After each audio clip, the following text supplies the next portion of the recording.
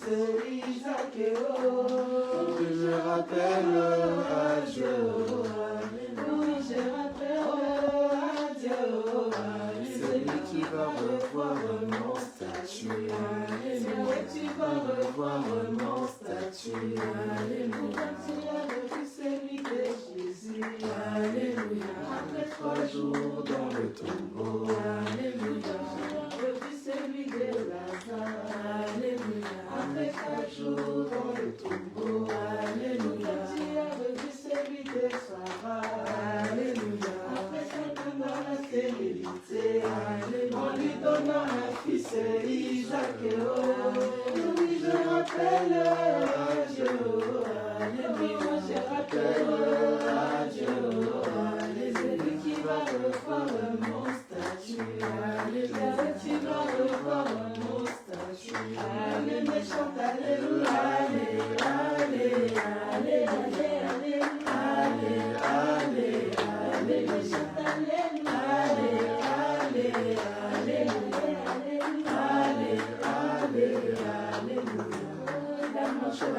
La marche vers Canaan. La marche vers Canaan. Durant cette marche, il y a des blocages. Durant cette marche, il y a des persécutions. À Canaan, je vais y arriver. À Canaan, je vais y arriver. À Canaan, je vais y arriver. Je vais y arriver. La marche vers Canaan. La marche vers Canaan. Durant cette marche, il y a des blocages. Durant cette marche, il y a des persécutions. À Canaan, je vais y arriver. À Canaan, je vais y arriver. Je vais y arriver.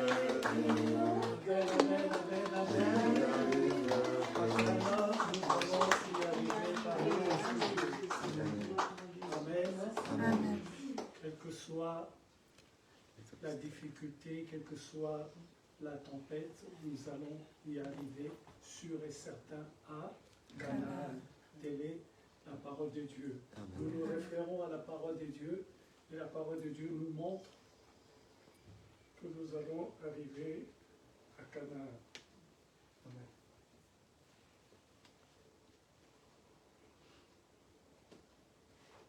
Amen, amen. Amen. Gloire à Dieu. Je vais lire un passage dans le livre de Josué, au chapitre 1, le verset 8. Je lis au nom du Seigneur Jésus-Christ. Amen. Que ce livre de la loi ne s'éloigne point de ta bouche. Médite-le jour et nuit pour agir fidèlement selon tout ce qui est écrit. Car c'est alors que tu auras du succès dans tes entreprises, c'est alors que tu réussiras. Je répète, c'est alors que tu auras du succès et c'est alors que tu réussiras. C'est qu'il y a deux choses, il y a le succès et la réussite. Applaudissons la parole de Dieu. Amen. À ce moment que Dieu soit béni.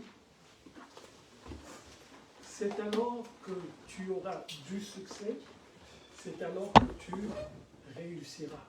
Nous voyons qu'il y a deux choses dans ce deux trucs. Mais en fin de compte, ils sont tellement rapprochés que c'est presque semblable. Quand tu regardes la définition de chaque mot dans le dictionnaire, c'est à peu près la même chose. Mais il y a une différence. La différence du succès, c'est que le succès, c'est quelque chose que tu as pour... comment je peux dire ça? Tu as le succès après... comment je peux l'expliquer? Tout le monde va à l'école et réussir, c'est avoir du succès. Tu vas à l'école pour avoir du succès. Amen. Mais est-ce que réussir à l'école te donne la porte à avoir la réussite dans la vie? Non. Tu as le succès, mais tu n'as pas la réussite. La réussite, c'est quelque chose d'autre que tu as en dehors du succès. Le succès te permet d'avoir le diplôme, te permet d'avoir l'équivalent, mais la réussite, c'est réussir par rapport à ton propre projet. Est-ce que quelqu'un me comprend? Tu vas à l'école parce que tu as le projet de devenir un entrepreneur. Or, pour devenir entrepreneur, il ne faut pas seulement que tu aies du succès, mais il faut que tu réussisses dans tout ce que tu entreprendras. Est-ce que ça rentre? Je peux donner un exemple. On voit les 10 vierges. Dans les 10 vierges, il y a quelque chose d'extraordinaire. On dit bien les 10 vierges. C'est qu'elles sont sans faute. Parce qu'on dit vierges, c'est qu'elles sont sans défaut.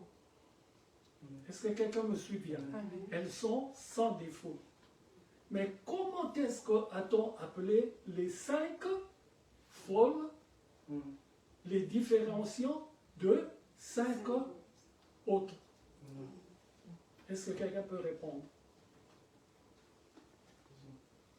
Oui? Elles ont toutes le succès d'être vierges, Oui? mais il n'y en a que 5 qui ont atteint la réussite. Amen. Parce que les portes se sont fermées et se sont fermées sur les 5 qui étaient rentrés, qui avaient la réserve dans... c'est quoi encore? Dans la lampe. Alléluia. Qui avaient la réserve d'huile. Or, les 10 étaient des vierges. Les 10 étaient sans faute. Les 10 étaient des enfants qui vont à l'église tous les dimanches. Les 10 étaient ici, dans cette salle, tous les dimanches. Mais à minuit, il n'y a eu que 5 qui sont rentrés. Est-ce que quelqu'un me suit attentivement? Le succès, sans la sagesse, ne donne rien. Ce qui veut dire, avec le succès, il faut que tu rajoutes la sagesse. C'est la sagesse de Dieu qui fait que le succès devienne la réussite. Amen. Amen. Amen. Succès, c'est quelque chose qui est limité dans le temps, ce qui arrive de bon ou de mauvais. C'est le succès. C'est ça qui arrive placé dans un contexte de temps. Mais la réussite, c'est quelque chose que tu vas te réjouir toute la vie parce que tu l'as. Amen. Amen. Amen. La réussite, c'est l'ensemble de la défaite et du succès. L'ensemble de la défaite et du succès. Tout ça amène à la réussite. Un exemple. Est-ce que David a eu la réussite toute sa vie? Non. Il a eu la réussite quand? Amen. Mais pendant tout ce temps-là, il y a eu des réussites, du succès et des défaites. C'est l'ensemble de tout cela qui a fait que David arrive comme roi d'Israël. Est-ce que ça rentre? C'est la conjonction ou l'assemblage ou le mélange de la défaite et de la réussite, du succès qui a fait qu'il y ait la réussite à la fin. Amen. Amen. Aujourd'hui, nous allons voir quelques, comment je peux dire ça, quelques formes de bonté de l'Éternel. Amen. Amen. La réussite, le succès, c'est aussi une forme de bonté de l'Éternel. Nous allons voir 3 formes de bonté de l'Éternel aujourd'hui. Pourquoi Dieu nous montre que le succès n'est pas la réussite. Amen. Et pourquoi Dieu nous montre que le succès n'est pas la réussite? Est-ce que Missa est avec moi aujourd'hui? C'est bien. Tu n'es pas loin? Tu es juste en face de moi. Très bien.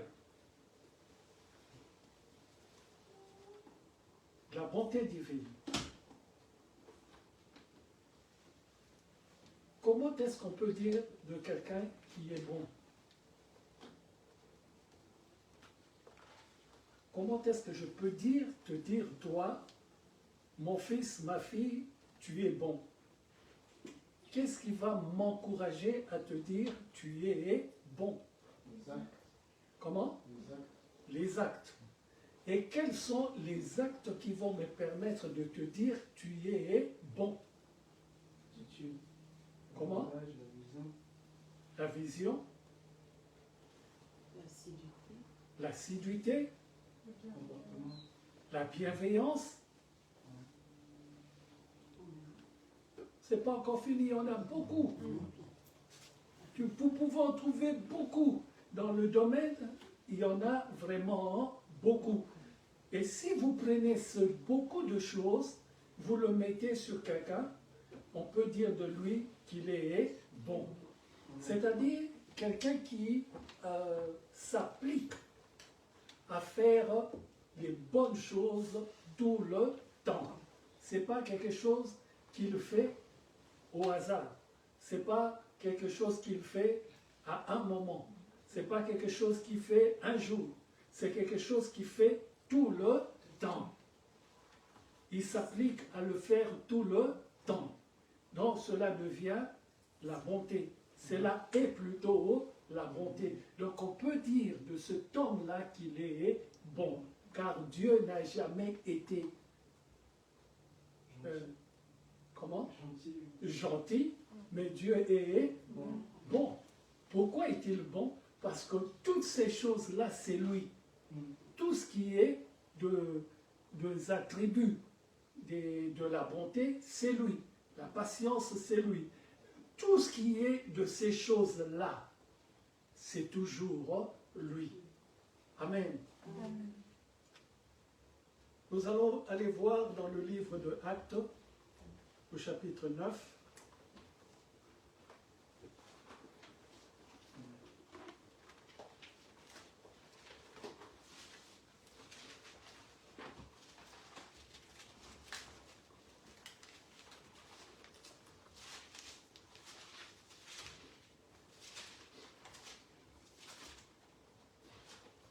Actes au chapitre 9, le verset 36 à 43.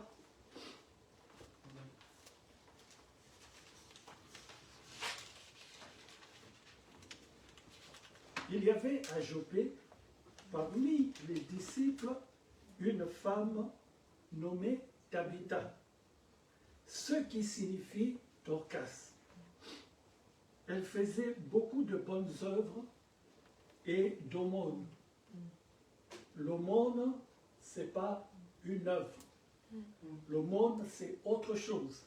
C'est pour ça que j'ai dit ici, c'est que nous mettons sans enveloppe, c'est pour l'aumône. C'est-à-dire donner aux gens qui demandent de l'argent partout où nous passons. Amen.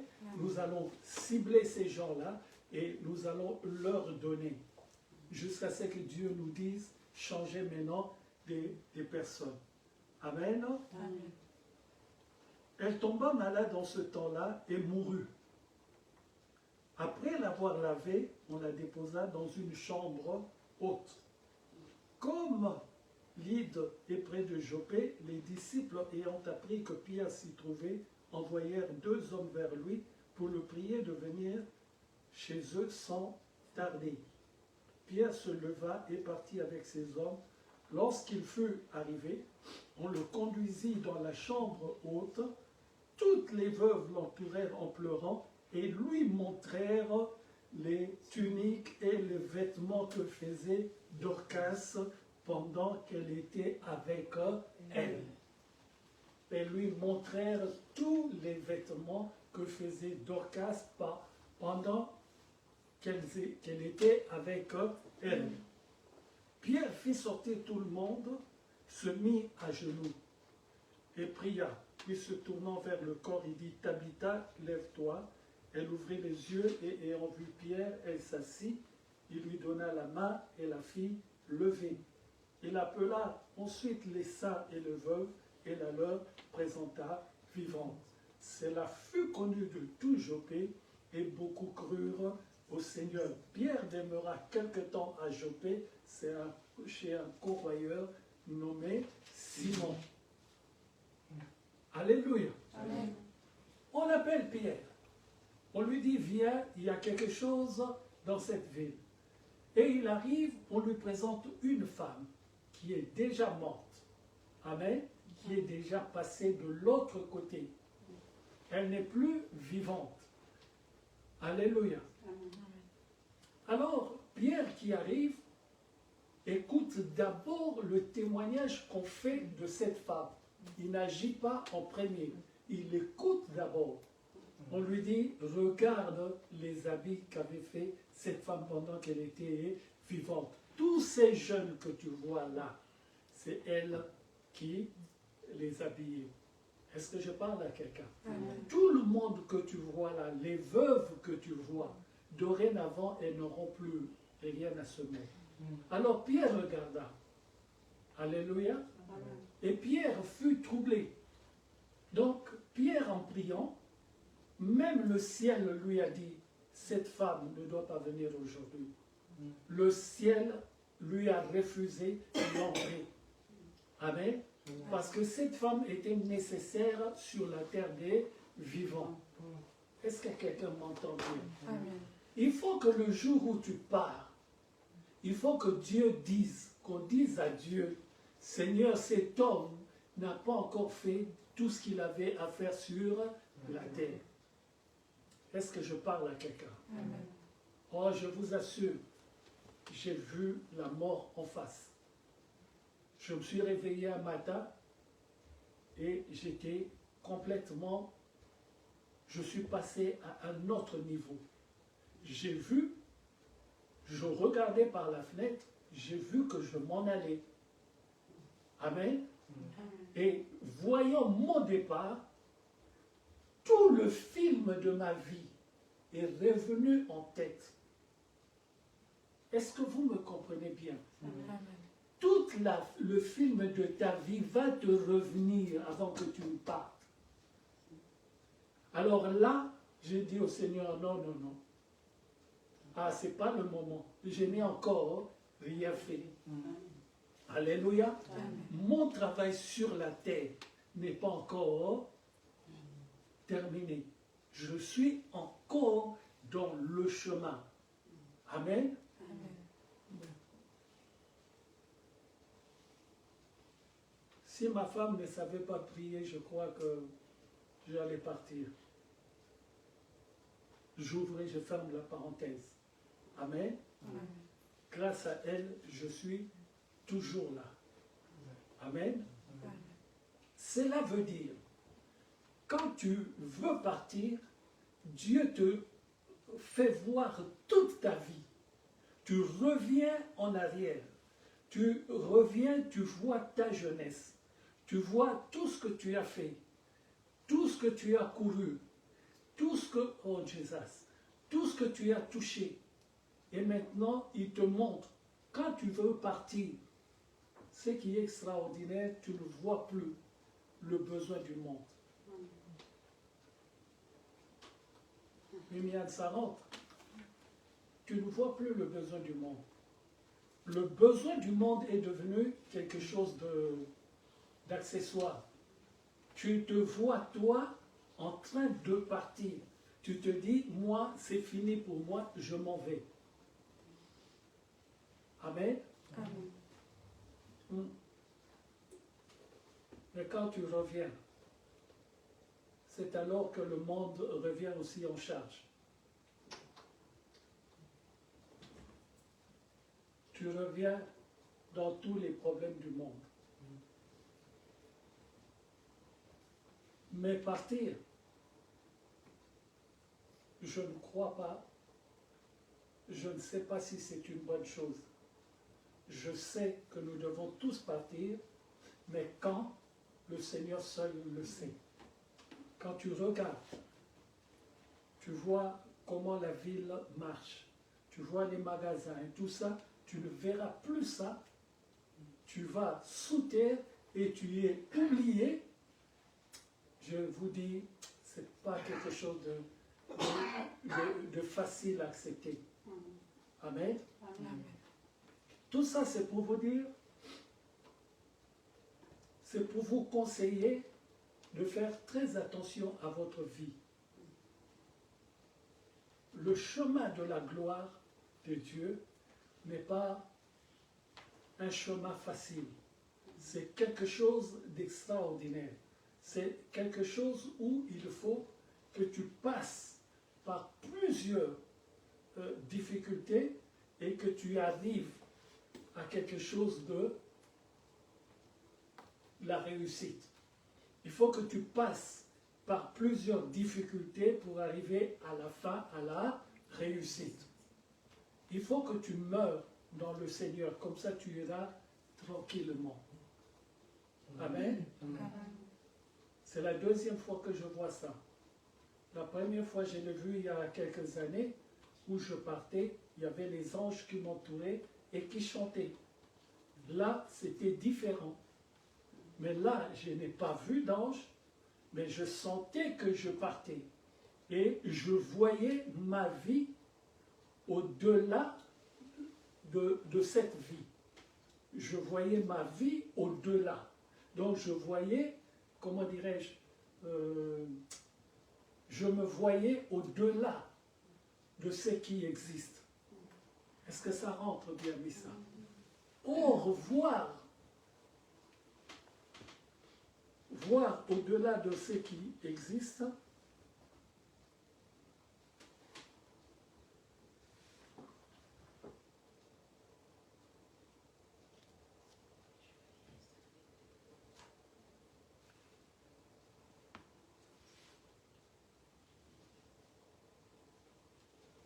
excusez-moi 2 secondes. Amen.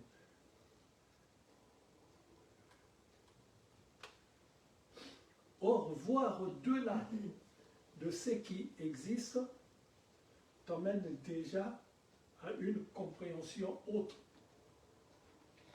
C'est-à-dire, tu n'es plus la même personne que maintenant, tu es autre chose. Parce que tu vois au-delà de ce que tes yeux devaient normalement voir. Comme maintenant, je vois normalement. Mais il y a quelques jours, je voyais au travers, comment dire, d'une image, quelque chose d'autre.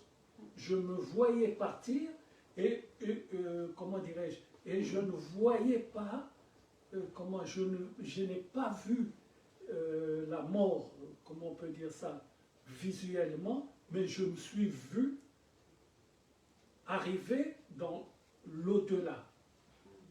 Amen. Je n'ai pas eu peur, rien du tout. J'étais tranquille. Amen. Mais voir l'au-delà veut dire que tu étais en train de partir.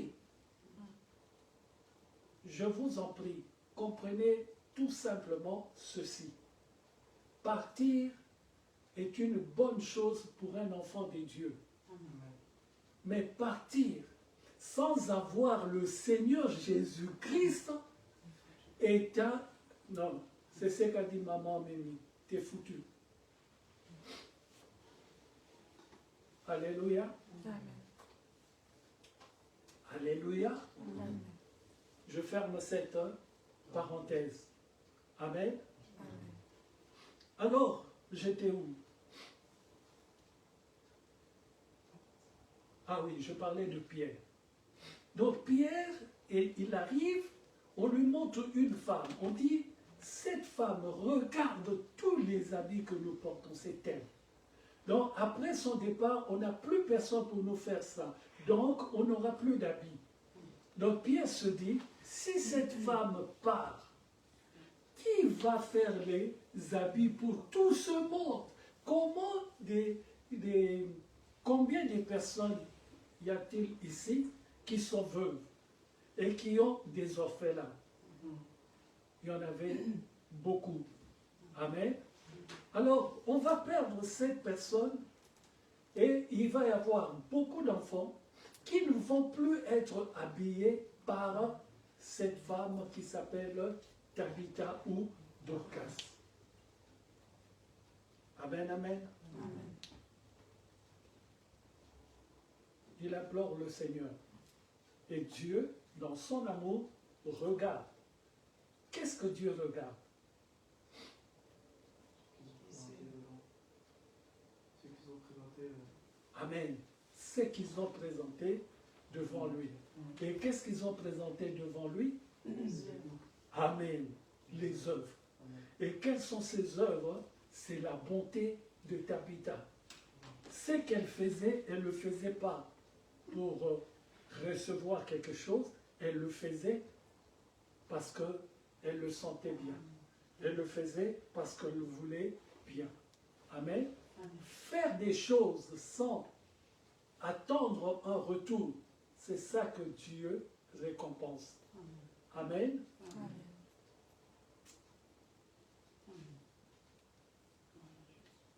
Mimial, ça va?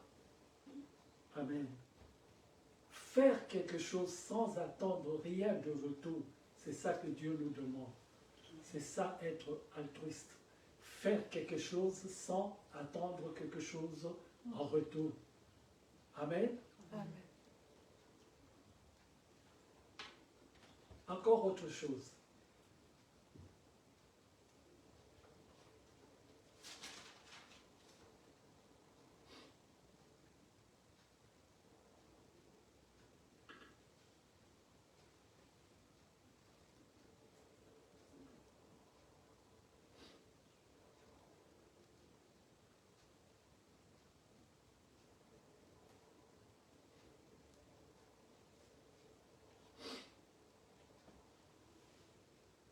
Dieu a fait Pierre, il a fait Tabitha, il a fait Judas, Iscariote. C'est Dieu qui a fait tous ces gens-là. Alors comment est-ce que dans Judas Iscariote, il y a cette envie de faire du mal? Dans Pierre, il n'y a pas cette envie. Dans Dorcas, il y a l'envie de faire du bien. Comment est-ce que vous catégorisez tout, comment je peux dire ça? Comment est-ce que vous catégorisez tout ça? En mettant Pierre dans le lot d'une personne qui fait ça, Tabitha dans le lot d'une personne qui fait ça, et Judas Iscariote dans le lot d'une personne qui fait le négatif. Comment est-ce que Dieu peut faire une chose comme ça? Les choix. Comment? Les choix. Oui, mais pourquoi a-t-il choisi de faire ça en Judas? Non, parce que c'est eux qui ont choisi justement. Amen. C'est eux qui ont choisi. Amen. C'est ça la différence. Sur cette terre, nous n'avons pas de, comment dirais-je, de loi ou des choses qui sont établies. Non, non, non, non, non. C'est Dieu a prévu des choses, mais c'est à toi de rentrer dans ce que Dieu a prévu pour toi. Ce n'est pas Dieu qui va t'imposer. Dieu met les choses comme il... Gloire à Dieu. Dieu met les choses comme il les a faites devant toi. C'est à toi de choisir. C'est Caïn lui-même qui est allé donner l'offrande de... comment? Amen. C'est lui-même qui a pensé que c'était bien. Ce n'est pas l'Éternel qui le lui a demandé. Or, pour voir ce qu'il y avait à l'intérieur de Caïn et d'Abel, c'est Dieu a regardé après qu'ils aient fait ce qu'ils ont eu à faire. Quand Abel a donné son offrande en tuant cet animal, Dieu a vu qu'en Abel, il y avait des bonnes choses. Mais quand Abel et Caïn sont nés, avait-il ces choses en eux? Oui et non. Pourquoi? Parce que si Dieu fait les choses normalement pour tout le monde, après tu choisis, c'est que au départ, Dieu n'avait pas prévu ça. C'est toi qui es rentré dans cette dimension. Amen. Et tu es rentré dans cette dimension, tu as touché cette dimension. C'est pour cela qu'il dit à Caïn, le péché est tapis devant ta porte, mais toi, domine sur lui. C'est à toi de dominer sur le péché qui est tapis devant ta porte. On va prendre un exemple simple. Tu vois une belle jeune fille, tu es attiré. Être attiré par la jeune fille n'est pas un péché. C'est de sauter dessus que cela devient un péché. Quand tu regardes, tu es attiré, tu n'as pas péché. C'est quand tu vas toucher, c'est alors que tu as péché. Est-ce que quelqu'un me comprend bien? Alors c'est le fait de voir, je peux dire, cette fille est jolie. Elle est belle. Je m'arrête là. Amen. Mais si je vais toucher, c'est alors que je commets le péché. Est-ce que ça rentre doucement? Amen.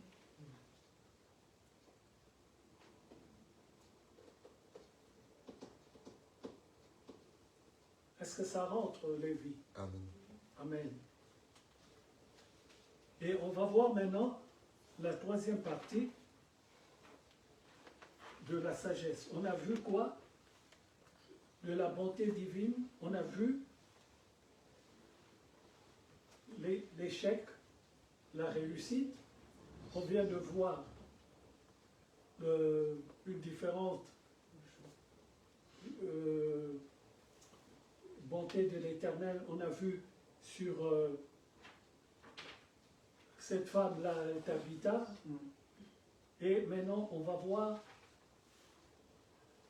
les différentes parties de la sagesse. Tout ça fait partie, tout ça, ce sont les choses qui font partie de la bonté de l'Éternel. 1 Roi, chapitre 5, le verset 12.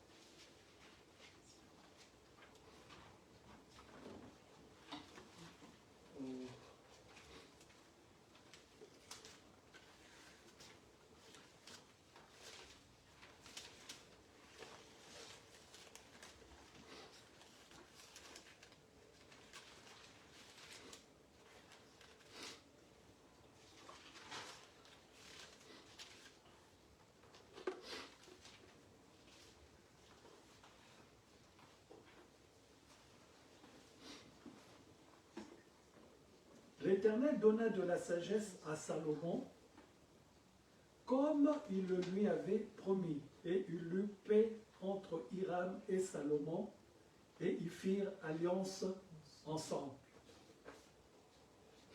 C'est tout. Qu'est-ce que l'Éternel a donné à Salomon? La sagesse. Sagesse. Et comment est-ce qu'il a fait sa demande? Qu'est-ce qu'il a dit à l'Éternel? Amen. Pour conduire le peuple. Il y avait une raison. Il a demandé la sagesse pour conduire le peuple. Alors Dieu lui a donné, au-delà de toute espérance de sagesse, il lui a donné plus que la sagesse elle-même. Il lui a donné une sagesse tellement grande que cette sagesse-là pouvait amener tout le monde à le considérer comme quelqu'un d'extraordinaire. Donc Dieu lui a donné une sagesse pouvant le faire, comment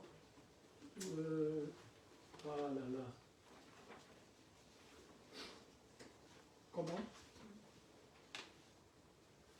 Dieu lui a donné une sagesse pouvant le faire conduire le... Comment? Oui, mais comment? Le conduisant, comment je peux dire ça?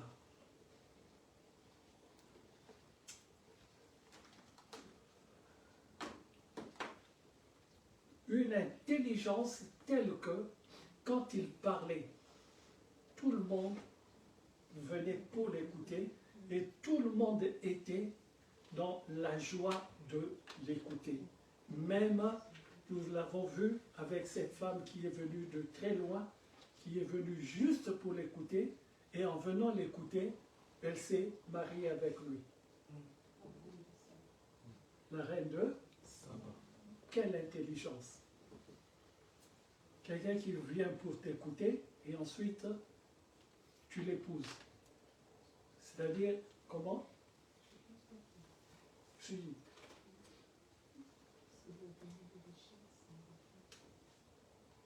Bon, bref. Amen. Alléluia. Et nous comprenons qu'il y a trois formes de sagesse. Il y a la sagesse terrestre, il y a la sagesse charnelle et il y a la sagesse diabolique. Il y a la sagesse terrestre, il y a la sagesse charnelle et il y a la sagesse diabolique. Tous les trois sagesses sont dans ce monde que nous habitons. Dans ce monde où nous sommes, il y a ces trois sagesses. Tu peux passer de la sagesse terrestre à la sagesse diabolique, ou la sagesse charnelle à la sagesse diabolique. Tu peux passer d'une à l'autre. Et Satan nous embête tout le temps en nous faisant passer d'une sagesse vers l'autre, amen, pour nous troubler. Il nous enlève. Très souvent, nous avons la sagesse terrestre. C'est ça que, même dans nos églises, nous courons après la sagesse charnelle, sans oublier qu'il faut non seulement fuir la sagesse charnelle, la sagesse diabolique, et chercher la sagesse qui vient d'en haut. Car la sagesse d'en haut, c'est la sagesse qui donne toute intelligence. Et Salomon avait la sagesse d'en haut. Cette sagesse qu'il avait, c'était d'en haut. Alléluia. C'était une sagesse venant d'en haut. Alors la sagesse terrestre, c'est quoi?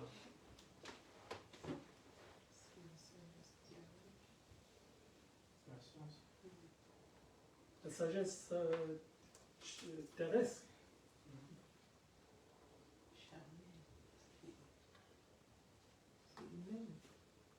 Oui, mais c'est quoi en fait? Par un exemple. Oui, mais par un exemple. L'exemple du Seigneur Jésus-Christ et de Pierre. Pierre, quand le Seigneur lui dit, je vais partir, on va venir m'arrêter ce soir et tout ça, et lui, il a une réaction directement, mais qui n'est pas une sagesse d'en haut, mais qui est une sagesse terrestre. Il dit directement, n'en plaise à Dieu, cela n'arrivera pas. Amen. Il a une sagesse terrestre, parce qu'il a une réaction terrestre. Il n'a pas une réaction d'en haut, il a une réaction d'en bas. C'est pour cela le Seigneur lui dit, cette pensée que tu as ne vient pas de Dieu, cela vient des hommes. Amen. Donc la sagesse terrestre, c'est une sagesse humaine. Et la sagesse charnelle, c'est à peu près pareil. Parce que quand il dit, vous pensez comme des hommes. Alléluia. Satisfaction des choses charnelles. la sagesse charnelle, c'est quelque chose qui t'emmène à considérer ou à voir les choses charnelles normales. Amen. Et la sagesse diabolique, alors là,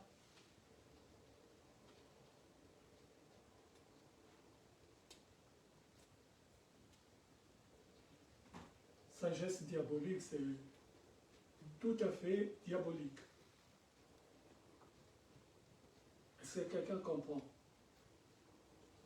La sagesse diabolique, c'est la sagesse venue par les sciences.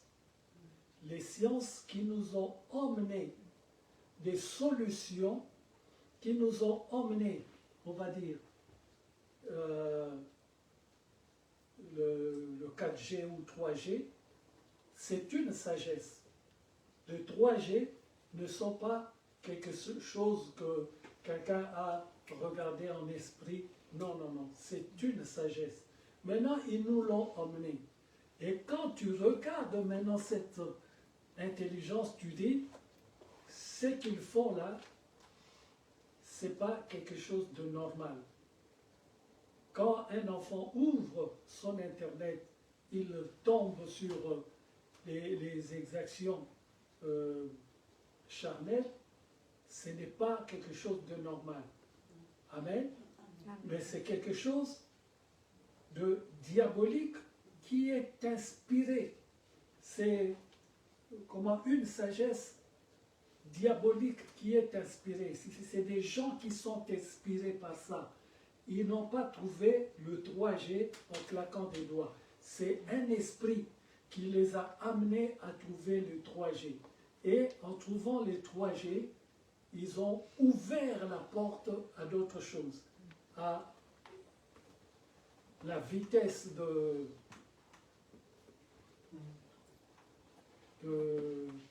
la recherche et aussi à la facilité à un enfant de regarder toutes les images qu'il veut. Est-ce que quelqu'un comprend? Amen. Alors, cette sagesse diabolique, c'est une sagesse qui peut être la résultante de la sagesse charnelle. La sagesse charnelle peut devenir une sagesse diabolique. Et la sagesse terrestre peut devenir une sagesse charnelle. Je répète, la sagesse normale, charnelle, peut devenir une sagesse. Quoi le deuxième? Charnelle. Et la sagesse charnelle peut devenir une sagesse diabolique. Donc, les trois vont de pair. Amen. Mais quand tu regardes de près, tu vas voir, non, il n'y a rien de diabolique là-dedans. C'est une sagesse. Amen. Mais la sagesse qui est normale n'amène pas l'homme à raisonner comme ils le font maintenant. Ça doit laisser l'homme à la dimension où il est. C'est-à-dire, je reçois les choses, je le reçois charnellement, j'y pense charnellement et je réponds charnellement. Amen. Amen. La sagesse terrestre est une sagesse, comme j'ai dit tout à l'heure, comme Pierre répond au Seigneur Jésus-Christ, à Dieu ne plaise, cela n'arrivera pas. Ça, c'est une sagesse terrestre. Et cela devient une sagesse charnelle parce que tu n'avais pas à penser comme cela. Ce n'est pas une pensée venant de Dieu, c'est une pensée venant des hommes. C'est là que Pierre a traversé le temps pour passer de la sagesse terrestre à la sagesse charnelle. Et c'est très facile de passer de la sagesse charnelle à la sagesse diabolique. Est-ce que quelqu'un m'entend bien? Amen. Ces trois choses sont sur la terre, c'est parmi nous. Et beaucoup d'entre nous, nous n'avons que la sagesse charnelle. Et le danger, c'est que nous oublions que la sagesse charnelle entraîne la sagesse diabolique et la sagesse terrestre entraîne la sagesse charnelle et ensuite la sagesse. Est-ce que quelqu'un a bien compris? Amen. Nous avons parlé de la bonté de Dieu. Et la bonté de Dieu, c'est le succès, la réussite. Le succès, c'est quelque chose que tu as maintenant, mais qui ne te garantit en rien la finalité des choses. Et la réussite, c'est la finalité, quel que soit ce que tu as traversé avant. Un exemple, nous suivons tous le football. C'est pas comme Paris a réussi hier, après 14 années. Et les 14 ans passés, c'était avec des joueurs comme Messi, avec Mbappé, mais ils ont échoué. Amen. C'est qu'ils sont passés d'échec jusqu'à hier, la réussite.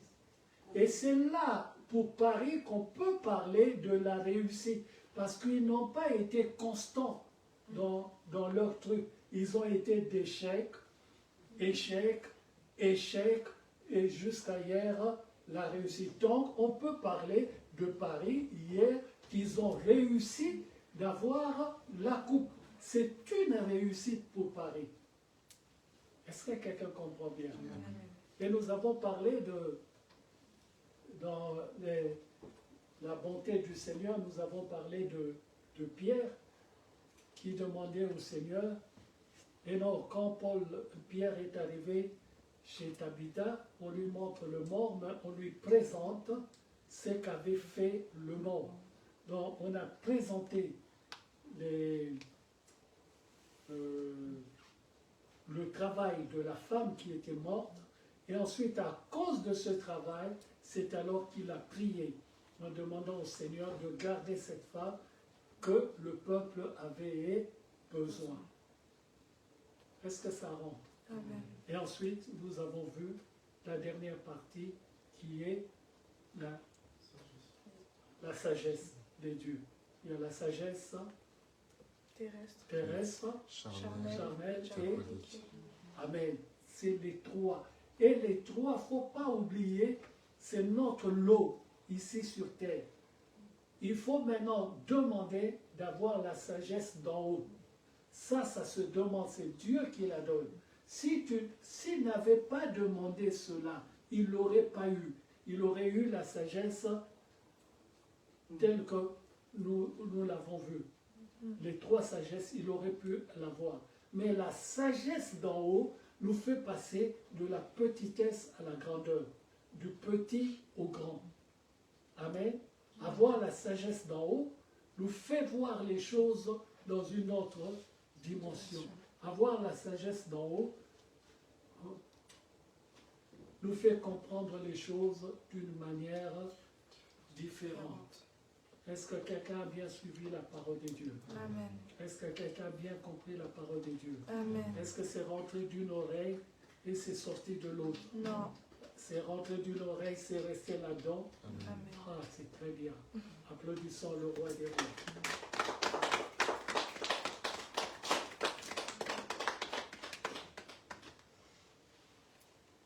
Je salue la présence de ma sœur bien-aimée,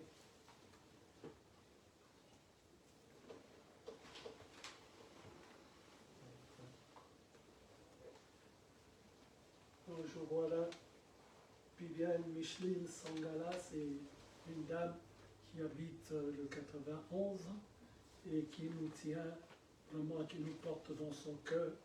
Sois bénie, ma sœur bien-aimée. Je salue la présence de Mimo. Que Dieu te bénisse. La présence de Anita Lelos. Que Dieu te bénisse. La présence de ma sœur bien-aimée Katiambale, à San Diego aux États-Unis, la présence de Cathy en Afrique du Sud. Que Dieu soit béni, que Dieu bénisse. Oh, je vois encore là mon frère Yakin. Que Dieu te bénisse, mon frère. Que Dieu bénisse tous nos frères et sœurs qui nous regardent en direct ou qui regarderont en différé. Que Dieu les bénisse au nom du Seigneur Jésus-Christ. Pendant que Nissa nous emmène dans un niveau, nous apportons ce que nous avons ramené au Seigneur. Là-haut, mon nom est écrit, Là-haut, mon nom est écrit là-haut. Merci Seigneur pour la fidélité de ton Fils. Je te bénis, Père du ciel. Là-haut, mon nom est écrit là-haut, là-bas. Oh Père, c'est digne, je te représente au nom du Seigneur Jésus-Christ. Là-haut, mon nom est écrit là-haut, là-bas. Qu'il voie ta grandeur, Père, et qu'il puisse te servir Là-haut, mon nom est écrit là-haut, là-bas. Là-haut, là-bas. Là-haut, là-bas. Là-haut, là-bas. Là-haut, là-bas. Là-haut, là-bas. Là-haut, là-bas. Là-haut, là-bas. Là-haut, là-bas. Là-haut, là-bas. Là-haut, là-bas. Là-haut, là-bas. Là-haut, là-bas. Oh, mon nom est écrit là-haut, là-bas. Là-haut, mon nom est écrit là-haut, là-bas. Là-haut, mon nom est écrit là-haut, là-bas. Là-haut, là-bas. Là-haut, là-bas. Là-haut, là-bas. Là-haut, là-bas. Là-haut, là-bas. Là-haut, là-bas.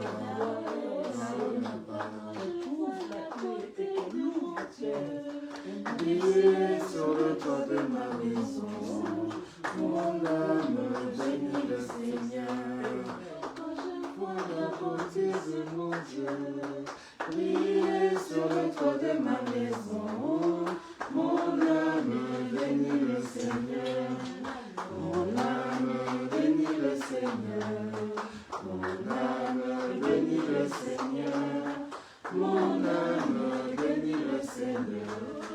Mon âme bénit le Seigneur. Mon âme bénit le Seigneur. Mon âme bénit le Seigneur. Mon âme bénit le Seigneur. Mon âme bénit le Seigneur. Briller sur le toit de ma maison, mon âme bénit le Seigneur. Briller sur le toit de ma maison, mon âme bénit le Seigneur. Mon âme bénit le Seigneur. Mon âme bénit le Seigneur. Mon âme bénit le Seigneur. Mon âme bénit le Seigneur. Mon âme bénit le Seigneur. Mon âme bénit le Seigneur. Mon âme bénit le Seigneur. Mon âme bénit le Seigneur. Amen. Amen. Que Dieu bénisse la maman de maman Maggie. Charlotte Meta Kaimbi, que Dieu te bénisse au nom du Seigneur Jésus-Christ. Amen. Amen. Voilà, nous avons terminé pour aujourd'hui. Que Dieu vous fasse voir ces merveilles, que Dieu vous fasse voir tout ce qui est de sa grandeur et qui nous donne la force d'aller encore plus loin dimanche prochain, qui nous donne la force de bien équilibrer son message, la force de bien mettre son message en place et de le transmettre avec assurance. Et que toute la gloire ne revienne qu'à Dieu. Au nom du Seigneur Jésus-Christ, ainsi j'ai prié. Amen. Bon dimanche à tous.